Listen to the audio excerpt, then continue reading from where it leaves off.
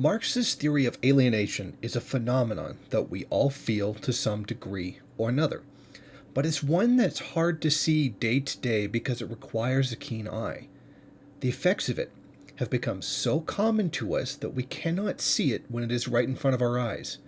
It becomes the world that we experience that we do not see. It becomes the major force affecting our lives that we are not conscious of. I hope to explain this in further detail. The theory holds that the worker, and everyone else, loses the ability to identify with their life and the people they interact with.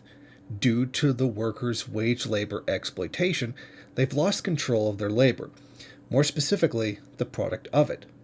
They become directed by the market, not by themselves, in determining their own destiny and life. As a worker, a person's life is directed by the desires of the bourgeoisie.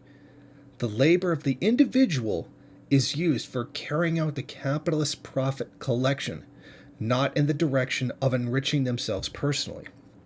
Now, here we understand this as a spiritual, moral, intellectual, internal enrichment, not a monetary one. The capitalist class is able to wield its power because they own the means of production. Another more down-to-earth example is the case of the relationship between a customer and an employee. When a customer walks into a store and purchases a commodity, he is interacting with another person. This interaction, the relationship between the two, is an economic function, not a personal social connection.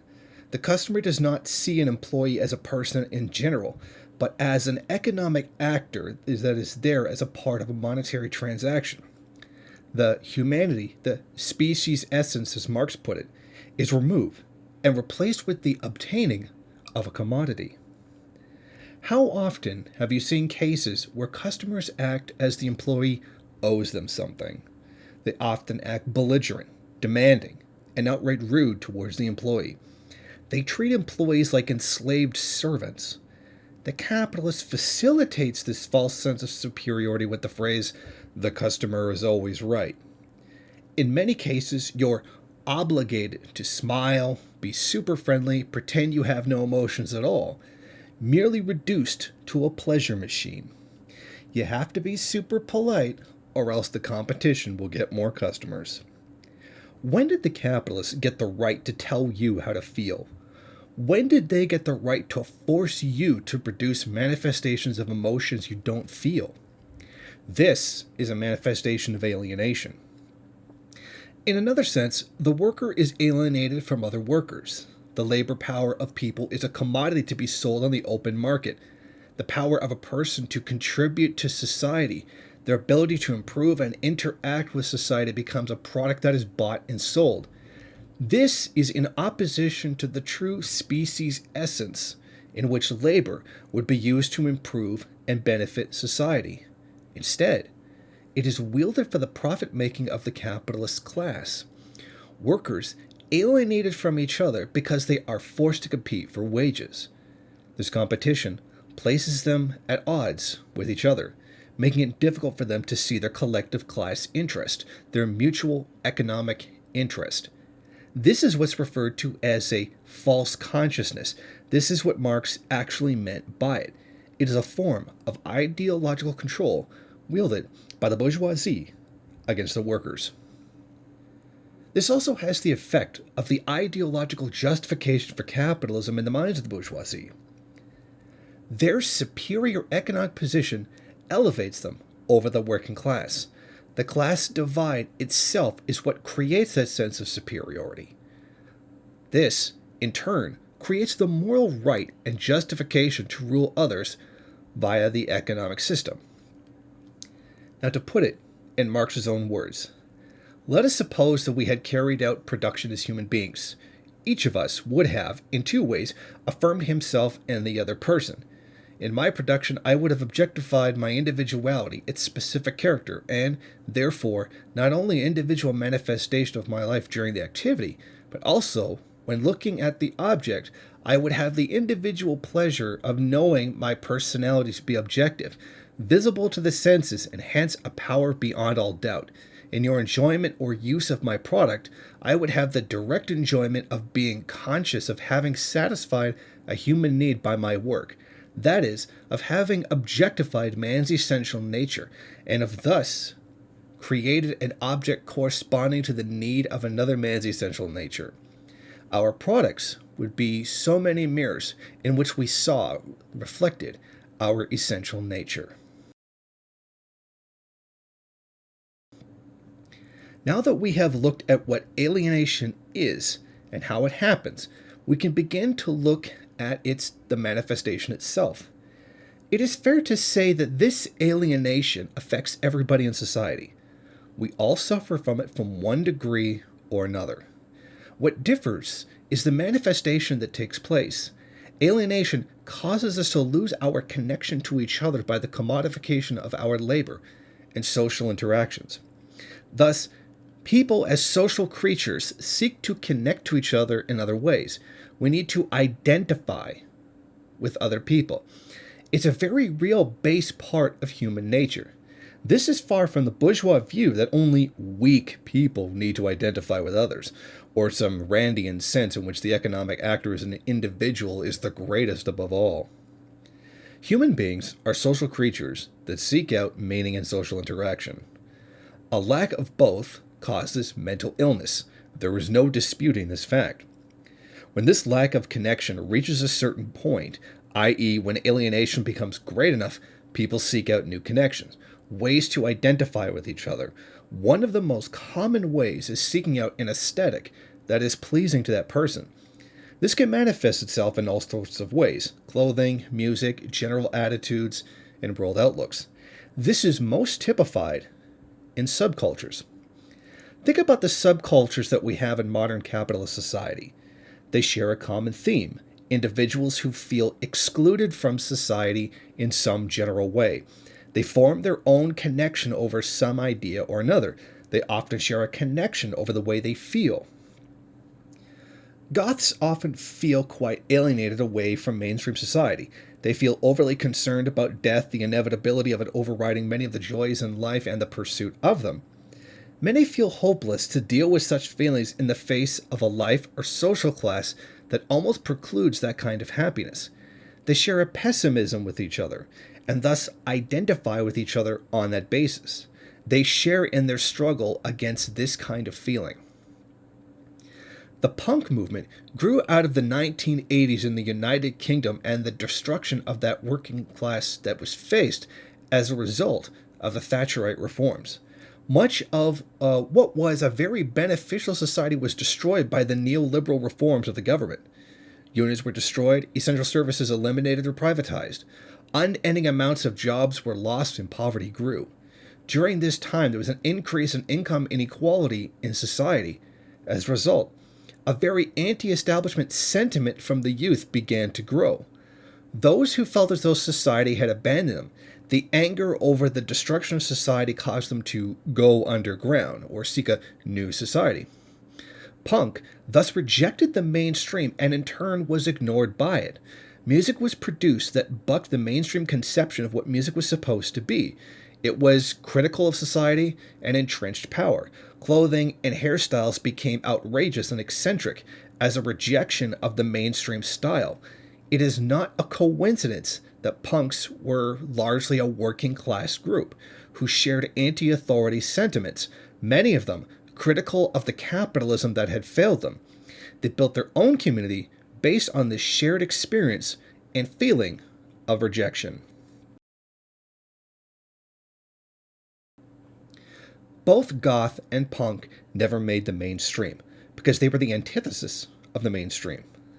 Their creation was a deliberate rejection of that mainstream. Capitalism, being what it is, will always try to find ways to absorb another thing that is antagonistic to the system.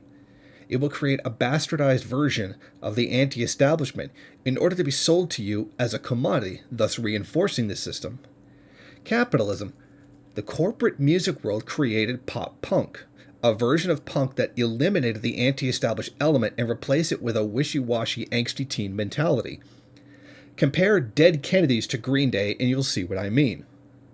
Walter David Buchan, the lead singer of The Exploited, was once asked by journalist Cliff Salewitz when he had decided that punk was not dead. This was his response. Years ago, it never died. There was so many punks they couldn't ignore it for long. It's the power of the music. It's beautiful. You do it, and you feel really good. He was right. It couldn't be ignored. But it could be altered into a mainstream format that served profits in society. Instead of rejecting the system, it became about buying things from the system rather than rejecting it. It became a commodity to be sold to alienated youth. The expression self was not an artistic manifestation, but a clothing line that you had to purchase in order to fit in. And that's what it was about, not rejecting the mainstream which alienated you, but about integrating yourself into it. The same can be said very much for the emo subculture. It is, without a doubt, a watered-down version of goth that was made palatable to the mainstream. What was concerned over mortality and the futility of life in a certain set of conditions became all about the emotional expression that was typically barred by traditional concepts of masculinity. It became okay to feel these things, so long as you went to Hot Topics and purchased the means to show it to everyone. It went from a very real way of feeling about society to a fan-based group surrounding a genre of music. While it served as an emotional outlet for people who felt a certain way, it was something to be commodified. Rap, hip-hop is possibly the most obvious transformation of all. Anyone who saw the 80s and 90s music could see how anti-establishment it was. It was a very overt rejection of racial oppression and social ills. It spoke of how terrible things were in black communities. They were pointing to problems and the causes of them, the inequality in modern capitalist society. Today, it is garbage. Total and complete garbage. All mentions of inequality, social ills, rejection of a society with racial oppression have been replaced with mindless glorifications of wealth. This is an indisputable fact. It has been subverted, watered down, and rendered useless as a means of social change. In the first world, we experience alienation in its most advanced form. We do not suffer the high levels of exploitation as the third world does, but we do experience alienation to a much greater degree than they do. Because capitalist social relations are more advanced in the first world, we feel its effects more. One prime example is the higher suicide rates we face. By contrast, Haiti is the poorest country in the Western Hemisphere, yet suicide is almost unheard of. Identity politics is the new subculture that has been taken over by capitalism. The subversiveness that made up the working class movements has been replaced by the illiberal organization-wrecking culture of ID poll. What was once about attacking the exploitative and oppressive socioeconomic structure is now about call-out culture. It's about accusing everyone of everything as opposed to actually getting work done. This is not to suggest that certain oppressions don't exist. It does mean that the overall antagonism that creates these oppressions, class, is shunted aside, along with the false consciousness. It isn't about organizing the working class or raising consciousness. It's about attacking evil white people. It isn't about confronting power structures that cause the problem.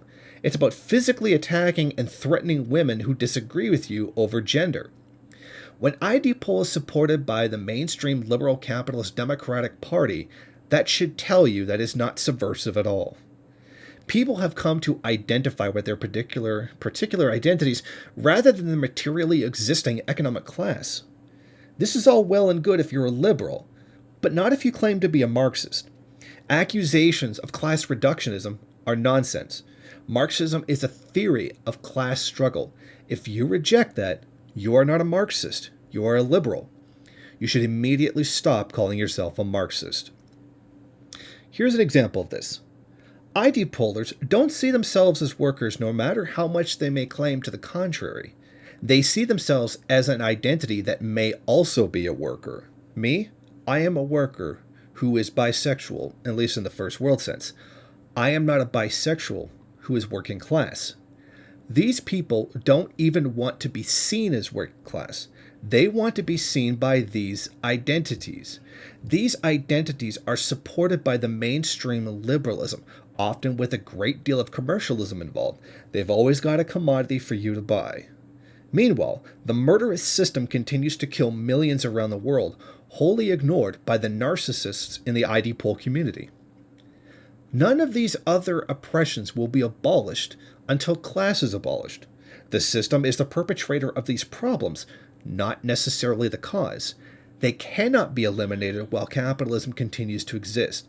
As long as you support fighting identity over class, you will continue to perpetuate the very problems that you claim to be against. Alienation is not going to go away until the cause of alienation is addressed. Capitalism. There is nothing inherently wrong with subcultures, but there is something wrong with a society that perpetuates them. Until the radical left gets its act together and fights against the system of oppression, it will remain in power. But they have the luxury, when they're not the ones dying in the tens of millions from poverty and imperialist bombs every year. Thank you for watching. If you like this program, then please head over to my Patreon page and set up a monthly donation. It's your donations that keep this program running. Also, if you would like, please rate, comment, subscribe, and share in various social media.